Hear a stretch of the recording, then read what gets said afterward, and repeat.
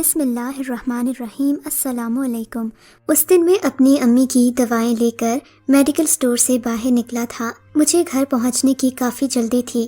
اماں اکثر واپسی پر میرا انتظار کر رہی ہوتی تھیں۔ میں جلدی سے اپنی بائک کی طرف بڑھ گیا جو سٹور میں جانے سے پہلے میں نے باہر ہی کھڑی کی تھی، لیکن بائک کے پاس پہنچ کر میں ٹھٹک کر رہ گیا۔ ایک درمیانی عمر کی عورت بکھرے بالوں کے ساتھ میری بائک پر بیٹھی تھی۔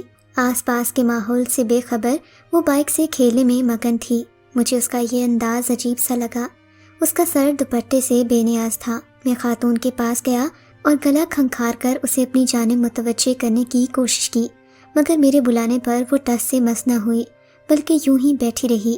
پھر میں نے اسے خود ہی کہا، محترمہ یہ میری بائک ہے، آپ برائے مہربانی میری بائک سے اتر جائیے، میں نے قدرے اونچی آواز میں کہا تھا۔ عورت میری آواز سن کر چونک پڑی اور دیوانہ وار ہنسنے لگی۔ مجھے اس کا ہنسنا بہت برا لگ رہا تھا۔ شام کے سائے گہرے ہو رہے تھے اور مجھے جلد گھر پہنچنا تھا، اور یہاں یہ مصیبت تھی کہ میری جان نہیں چھوڑ رہی تھی۔ میں کشمکش کا شکار تھا کہ اب اس عورت سے کیا کہوں۔ تبھی اس نے میرے گال کو یوں پچکارا جیسے وہ کسی چھوٹے بچے سے مخاطب ہو۔ بولی، کیوں؟ روزانہ تم ہی بائک چلاؤ گے؟ آج تم میرے ساتھ بیٹھو، میں تمہیں سیر کرواتی ہوں۔ اب تو مجھے خاتون کی ذہنی حالت پر شبہ ہونے لگا۔ اتنے میں ایک نوعمر لڑکی تیز تیز قدم اٹھاتی میرے پاس آ گئی۔ اس نے اس عورت کی جانب دیکھا اور بولی، معاف کیجیے گا، یہ میری والدہ ہیں، ان کا ذہنی توازن درست نہیں ہے، انہیں چھوڑ کر میں اسٹور میں ذرا دیر کو گئی تھی، بس انہوں نے اتنا کہہ کر وہ چپ ہو گئی۔ اس کی بات ادھوری رہ گئی۔ لڑکی کی بات سن کر مجھے خاصا شرمندگی ہوئی۔ میں تو اس عورت کے بارے میں کچھ اور ہی سوچ رہا تھا کہ خدا جانے کون ہے اور مجھ سے کیا چاہتی ہے۔ میں نے لڑکی سے معذرت کی اور کہا، مجھے معلوم ہوتا کہ یہ ذہنی طور پر بیمار ہیں تو میں انہیں کچھ بھی نہ کہتا۔ خیر وہ لڑکی اپنی ماں کو بائک سے اتارنے لگی، مگر خاتون نے بائک کو مضبوطی سے پکڑ لیا، گویا وہ بائک چھوڑنے پر راضی ہی نہ تھی۔ تھوڑی سی کوشش کے بعد لڑکی بے بس ہو گئی۔ یہ دیکھ کر مجھے کہنا ہی پڑا، اگر آپ برا نہ مانیں تو میں آپ کی والدہ کو آپ کے ساتھ آپ کے گھر چھوڑ آتا ہوں، ذرا سی دیر لگے گی اگر آپ کا گھر قریب ہے تو۔ میں نے کہا تو لڑکی فوراً مان گئی، کیونکہ اس کے علاوہ اور کوئی چارہ نہیں تھا۔ وہ اپنی ماں سے کچھ کہتی تو وہ چیخنے چلانے لگتی، سو لوگوں میں تماشا لگنے سے بہتر تھا کہ وہ میری بائک پر بیٹھ جاتی۔ سارا راستہ اس نے کوئی بات نہ کی، نہ ہی میں نے اس سے کچھ پوچھا۔ تھوڑی دیر چلنے کے بعد اس نے مجھے اپنے گھر کا راستہ بتایا۔ اس نے جس عمارت کا بتایا تھا وہ کوئی گھر تو نہیں تھا، البتہ یہ ایک گرلز ہاسٹل تھا جہاں شاید باقی بھی خواتین رہتی تھیں۔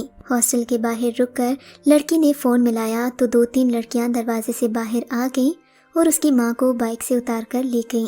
مجھے اس عورت کی حالت دیکھ کر بہت ترس آیا، ساتھ ہی میں اس لڑکی کے بارے میں سوچنے لگا جو تھی تو بہت خوبصورت مگر اپنی پاگل ماں کا سہارا بنی ہوئی تھی۔ اس کے بارے میں سوچتا سوچتا میں گھر آ گیا۔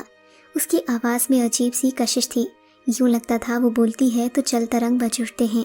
اس کا معصومانہ انداز اور جھکی جھکی نگاہیں میں چاہ کر بھی بھول نہیں پا رہا تھا۔ اس کا ایک ایک انداز اور ایک ایک لفظ میرے ذہن پر یوں نقش ہو گیا جیسے میں اسے برسوں سے جانتا ہوں۔ میں نے اسے ذہن سے جھٹکنے کی کوشش کی اور خود گھر آ گیا۔ میں نے دوائیں بہن کو دیں اور اپنے کمرے کی طرف چلا گیا۔ آج مجھے بہت تھکاوٹ ہو رہی تھی، بیڈ پر گرتے ہی میں سو گیا۔ صبح آنکھ کھلی تو سب سے پہلا خیال اسی دشمن جاں کا آیا۔ مجھے وہ بات یاد آ گئی کہ جو شخص آپ کو رات کو سونے سے پہلے اور صبح اٹھنے کے بعد یاد آئے، سمجھ لو اس سے دل کا کوئی رشتہ ہے۔ یہ بات یاد آتے ہی میں مسکرا پڑا، تو گویا اس انجان لڑکی سے میرے دل کا رشتہ منسوب ہو گیا تھا۔ اس بات کو 3 ہفتے گزر گئے، میری یہی کیفیت رہی۔ میں اکثر اس انجان لڑکی کو یاد کرتا، اسٹور کے باہر سے گزرتا تو وہی منظر یاد آتا۔ یہاں تک تو ٹھیک تھا، مگر اب میں اکثر میڈیکل سٹور کے آس پاس سے گزرتا تو تھوڑی دیر کو رک جاتا۔ نہ جانے کیوں مجھے اس کا انتظار سا رہنے لگا تھا۔ میرا دل شدت سے چاہتا تھا کہ ایک بار اس سے ملاقات کروں اور اس سے پوچھوں وہ اپنی ماں کے ساتھ ہاسٹل میں کیوں رہتی ہے، اس کی زندگی کی کہانی کیا ہے، وغیرہ وغیرہ، مگر یہ تو ایک بہانہ تھا۔ اصل میں میں اسے پسند کرنے لگا تھا۔ خدا خدا کر کے ایک دن وہ مجھے سٹور کے باہر نظر آ گئی۔ وہ دواؤں کا تھیلا لیے سڑک کے پار کھڑی شاید کسی گاڑی کا انتظار کر رہی تھی۔ میں نے اسے دیکھا تو فٹ سے اپنی بائک لے کر اس کے پاس پہنچا۔ میں نے اسے لفٹ دی اور بیٹھنے کا کہا۔ تھوڑی تردد کے بعد وہ بیٹھ گئی۔ یہ شام کا وقت تھا، سڑکوں پر زیادہ رش نہیں تھا۔ میں بائک دھیرے دھیرے سے چلانے لگا۔ ہم راستے میں باتیں کرنے لگے۔ اس نے اپنا نام سمرین بتایا تھا، اپنی صورت کی طرح اس کا نام بھی بہت خوبصورت تھا۔ راستہ کب ختم ہوا پتہ ہی نہیں چلا۔ اس کا ہاسٹل آیا تو مجھے لگا میں آج ایک بار پھر اسے کھو دوں گا، مگر میں نے عقل مندی سے کام لیا اور اسے اپنے بٹوے سے کارڈ نکال کر دیتے ہوئے کہا، سمرین آپ یہ کارڈ رکھ لیجئے، اگر کبھی بھی مدد کی ضرورت ہو تو مجھے ضرور یاد کیجیے گا۔ میں نے اسے کارڈ تھمایا تو اس نے مسکراتے ہوئے لے لیا، جیسے کارڈ تھمانے کا مطلب سمجھ گئی ہو۔ میں بھی یہی چاہتا تھا کہ سمرین مجھ سے رابطہ کرے، اور پھر ایسا ہی ہوا۔ میں رات کو سونے کی تیاری کر رہا تھا کہ سمرین کا میسج آ گیا۔ میں جانتا تھا اس کا میسج ضرور آئے گا، کیونکہ ہم آنکھوں ہی آنکھوں میں کئی باتیں کر چکے تھے۔ اس کا میسج ملتے ہی میری خوشی کی انتہا نہ رہی۔ اس دن ہم نے خوب باتیں کی۔ رات 11 بجے سے لے کر صبح 3 بجے تک ہم باتیں کرتے رہے۔ یہ باتیں کوئی خاص تو نہ تھیں، بس ایک دوسرے کی پسند ناپسند اور مشترکہ عادات و اطوار کے بارے میں بات ہوئی۔ شاید یہ پہلی ملاقات کا اثر تھا۔ ہم دونوں کے شوق اور عادات بالکل ایک جیسی تھیں۔ میں نے اسے بتایا کہ مجھے اس کی سادگی بے حد پسند آئی ہے، جبکہ اس نے وضاحت کی کہ وہ بچپن سے سادگی پسند ہے۔ اسے نہ ہی آج کل کے فیشن کے لیے وقت ملتا ہے اور نہ ہی وہ یہ سب پسند کرتی ہے۔ مجھے یہ جان کر بہت خوشی ہوئی۔ باتوں ہی باتوں میں ہم ایک دوسرے کو پسند کرنے لگے، اور پھر جان پہچان سے دوستی اور دوستی سے محبت تک کا راستہ کیسے طے ہوا، یہ نہ ہی مجھے معلوم ہوا اور نہ ہی اسے احساس ہوا۔ اب ایک دوسرے کے بغیر رہنا ناگزیر ہو گیا تھا۔ میں آفس سے آتے ہی اس سے باتوں میں لگ جاتا اور رات دیر تک اس سے باتیں کرتا۔ وہ بھی میری منتظر ہوتی تھی۔ میں اکثر اس سے مذاق میں کہتا، مجھے تو لگتا ہے میری شادی ہو چکی ہے اور تم میرے آنے کی منتظر رہتی ہو۔ تمہاری وجہ سے میرا گھر آنے کا دل کرتا ہے، کیونکہ مجھے تم سے بات کرنا ہوتی ہے۔ اور بات بھی کچھ ٹھیک تھی۔ میں اب سمرین کو اپنی دلہن بنانا چاہتا تھا۔ میں نے اس سے اظہار محبت بھی کیا تھا۔ اس کی طرف سے تو کوئی اعتراض نہ تھا۔ اس کی صرف ایک ماں تھی، وہ بھی ذہنی طور پر معذور تھیں۔ ان کو تو آس پاس کی خبر نہ تھی، وہ بیٹی کے حال احوال کی کیا خبر رکھتیں۔ ایک بیماری نے انہیں اس حالت میں پہنچا دیا تھا، جبکہ سمرین کا یہ بھی کہنا تھا کہ اس کے والد کے ظلم و ستم سے تنگ آ کر وہ اپنی ماں کو لے کر اپنے گھر سے نکلی ہے اور اب ہاسٹل میں ہی رہتی ہے، کیونکہ باپ کے تشدد اور روز روز کے طنز اور طعنوں نے اس کی ماں کے ذہنی توازن پر برا اثر ڈالا تھا۔ اور شاید اسی وجہ سے مجھے سمرین سے محبت کے ساتھ ساتھ ہمدردی بھی تھی۔ یہ اس رات کی بات ہے جب اگلے دن سمرین کی سالگرہ تھی۔ میں نے سوچا سمرین کو سالگرہ کا سرپرائز دوں گا، سو میں نے امی سے بات کرنا تھی۔ اس دن جب امی دودھ کا گلاس لیے میرے کمرے میں آئیں تو میں نے انہیں پاس بٹھایا اور سمرین سے ملاقات کی ساری داستان سنا دی۔ میری بات سن کر امی کو سمرین سے خاصی ہمدردی ہوئی۔ کہنے لگی، بیٹا اپنے بڑے بھائی سے کہہ کر اس کی ماں کا علاج کروا دو، ہو سکتا ہے کوئی بہتری آ جائے۔ امی شاید میری بات کا مطلب نہیں سمجھی تھیں۔ میں نے کہا، امی مجھے اس سے ہمدردی نہیں محبت ہے، میں اسے اپنی بیوی بنانا چاہتا ہوں، میں اس سے واقعی میں محبت کرنے لگا ہوں۔ میری بات سن کر امی کو جیسے بجلی کا کرنٹ لگا ہو۔ انہوں نے میرا ہاتھ پرے کیا اور بولی، تم جانتے تو ہو تم کیا کہہ رہے ہو؟ خدا جانے وہ لڑکی کس قوم کی ہو، اور پھر اس ندیدے خاندان میں تمہاری شادی کر دوں جس کا نہ کوئی آگے ہے نہ پیچھے ہے۔ کل کو تمہارے ساتھ کاندھا ملا کر چلنے والا کون ہوگا؟ یہ بھی سوچا ہے تم نے؟ کسی لڑکی کے بارے میں اتنی جلدی رائے قائم نہیں کرتے، اور تم نے یہ سوچ بھی کیسے لیا کہ تم یہ فیصلہ خود کرو گے؟ تمہارے والد نے افروز صاحب کی بیٹی سے تمہاری بات پکی کر دی ہے، اب ہم انہیں نہ کرنے سے تو رہے، وہ بھی ایک راہ چلتی لڑکی کی خاطر۔ اماں تو ایک ہی سانس میں مجھے سب کہہ گئیں، مگر مجھے امی کی باتوں سے سخت مایوسی ہوئی تھی۔ کیا کوئی ماں ایک عورت کے بارے میں اتنے صفاقانہ جذبات رکھ سکتی ہے؟ اس دن کے بعد سے میں نے ماں سے اس بارے میں کوئی بات نہیں کی۔ میں جانتا تھا وہ کسی صورت پگھلنے والی نہیں ہے، ایک بات کہہ دیتی تو پھر اس پر قائم رہتی تھی۔ میں تو سمرین کے بغیر جینے کا تصور بھی نہیں کر سکتا تھا۔ میں نے فیصلہ کر لیا تھا کہ سمرین کو لے کر علیحدہ گھر میں اس سے شادی کر کے رہوں گا، مگر اس کی نوبت ہی نہ آئی۔ اماں نے اپنے سر کی قسم دے دی، میرا مرا ہوا چہرہ دیکھو گے، اگر تم اس لڑکی کو بیاہ کر لائے تو سمجھو کہ ہم سے تمہارا کوئی تعلق نہیں ہوگا۔ اماں کی اس دھمکی پر میں واقعی سچ مچ میں ڈر گیا تھا۔ میں نے سمرین سے بات کرنا کم کر دی۔ وہ ہم جو گھنٹوں باتیں کیا کرتے تھے اب سمٹ کر چند منٹوں کی گفتگو پر رہ گئیں۔ جب بھی سمرین کال کرتی میں اسے یہی کہہ کر ٹال دیتا کہ آج میں بہت مصروف ہوں، تم سے بات نہیں کر سکتا۔ کچھ دن تو یوں ہی چلتا رہا، مگر پھر وہ بھی سمجھ گئی کہ میں اس سے بات نہیں کرنا چاہتا۔ وہ بھی چپ چپ سی رہنے لگی تھی۔ ایک دن میں آفس میں تھا کہ سمرین کی کال آئی۔ عموماً وہ آفس کے اوقات میں مجھے کال نہیں کرتی تھی۔ وہ جانتی تھی کہ میں ان اوقات میں مصروف ہوتا ہوں، مگر اس دن اس کی بار بار کال آ رہی تھی۔ میں میٹنگ میں تھا، اس کی کال اٹینڈ نہیں کر سکا۔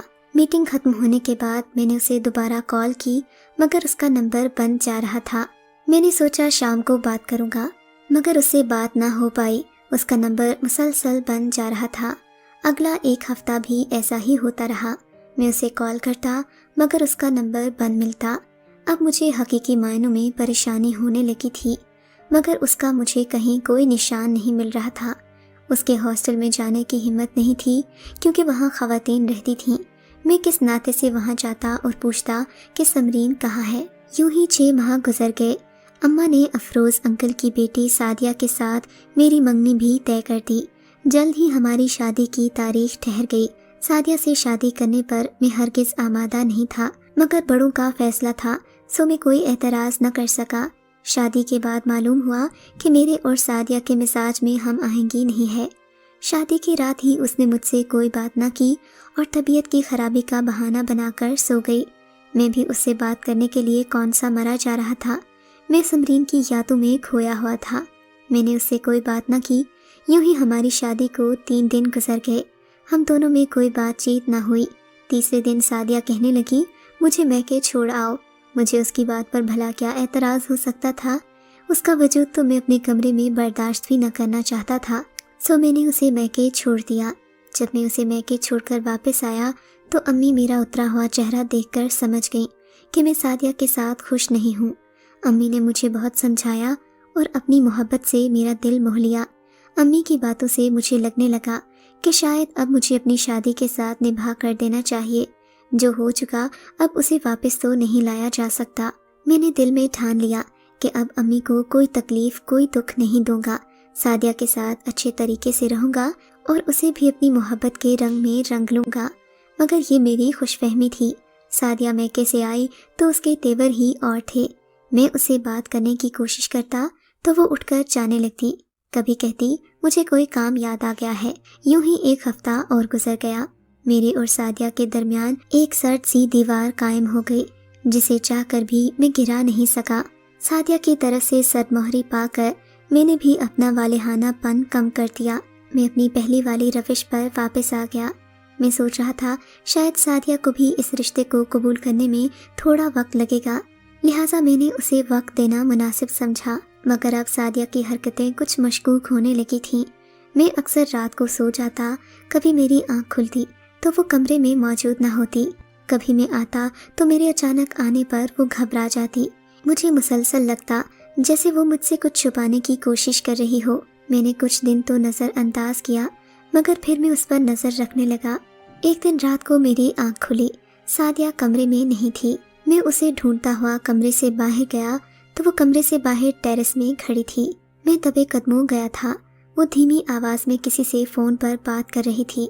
میں نے اس سے گرج کر پوچھا، سعدیہ تم رات کے اس وقت یہاں کس سے بات کر رہی ہو؟ میرے پوچھنے پر سعدیہ کے ہاتھ سے فون گر پڑا۔ اس سے پہلے کہ مجھے کچھ معلوم پڑتا، سعدیہ نے اپنا فون دیوار پر دے مارا۔ وہ ٹکڑے ٹکڑے ہو کر نیچے گر پڑا۔ سعدیہ غصے میں تل ملاتے ہوئے بولی، تم مجھ پر شک کر رہے ہو؟ میں اپنی سہیلی سے بات کر رہی تھی، مگر تم تو بڑے شکی انسان نکلے۔ دکھا دینا اپنی مشرقی مردوں والی اصلیت، الٹا چور کوتوال کو ڈانٹے والی بات ہو گئی تھی۔ سعدیہ مجھے ڈانٹ رہی تھی، غصہ کر رہی تھی، حالانکہ غلطی اس کی تھی۔ میں جان گیا تھا وہ یہ سب اپنی غلطی چھپانے کے لیے کر رہی ہے۔ دراصل وہ واقعی کسی سے بات کر رہی تھی۔ اگر ایسا نہ ہوتا تو وہ فون توڑنے کی زحمت نہ کرتی۔ میرے نزدیک تو یہ معمولی سی بات تھی، مگر اگلے دن میں صبح اٹھا تو گھر میں کوہرام مچا ہوا تھا۔ امی مجھے کوسنے دے رہی تھیں، جبکہ ابو مجھ سے الگ ناراض تھے۔ میری تو سمجھ میں نہ آ رہا تھا کہ ایسا کیا ہو گیا جو سب الٹا مجھ پر برس رہے ہیں۔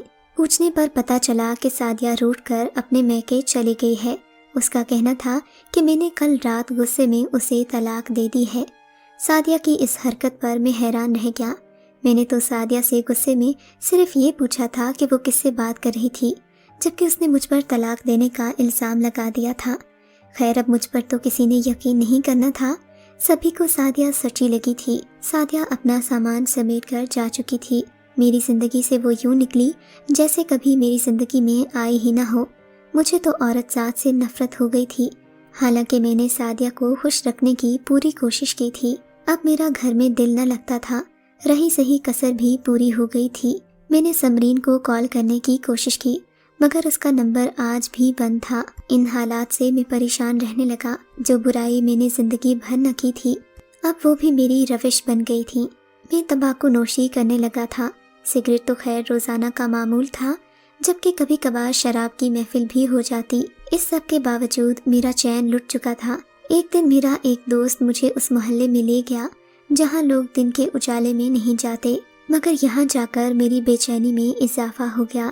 عجیب سی وحشت ہونے لگی۔ اس کے بعد میں نے وہاں جانا بھی چھوڑ دیا۔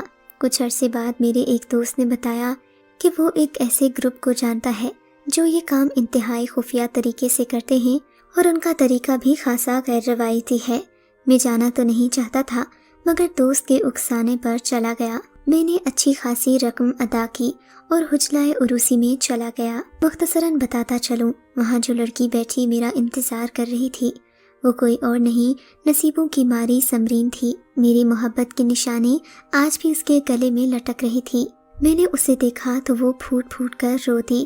اس دن کی کہانی سنائی جس دن سے اس کی بربادی کا آغاز ہوا تھا۔ سمرین نے بتایا کہ ہاسٹل کی وارڈن نے اس کی بے بسی کو دیکھتے ہوئے اور یہ جان کر کہ اس کا کوئی وارث نہیں ہے، اسے ایک شخص کے ہاتھوں بیچنے کی کوشش کی۔ ہاسٹل کی وارڈن نے باقاعدہ سازش کے تحت پہلے سمرین کو اوپر والے کمرے میں شفٹ کیا جہاں کوئی زیادہ آتا جاتا نہیں تھا، پھر ان لوگوں کو اس کمرے کی چابی بھی دے دی جہاں سمرین اور اس کی ماں رہتی تھیں۔ جب اس بات کی خبر سمرین کو ہوئی تھی تو اس نے خود کو کمرے میں بند کر لیا تھا۔ مجھ سے رابطہ کرنے کی بہت کوشش کی مگر میں اسے جواب نہ دے پایا۔ ان لوگوں کے آگے اس نے لاکھ مزاحمت کی مگر وارڈن نے اپنے دام کھڑے کر لیے تھے، سو اسے چھوڑنے کا تو سوال ہی پیدا نہ ہوتا تھا۔ اس دن کے بعد سے سمرین اس گینگ کا حصہ بن گئی۔ وہ چاہ کر بھی یہاں سے نہ نکل پائی تھی، جبکہ اس کی ماں بے سہارا رہ گئی جس کی اسے کوئی خبر نہ تھی کہ آج وہ کہاں ہوگی۔ سمرین نے رو رو کر اپنا برا حال کر لیا۔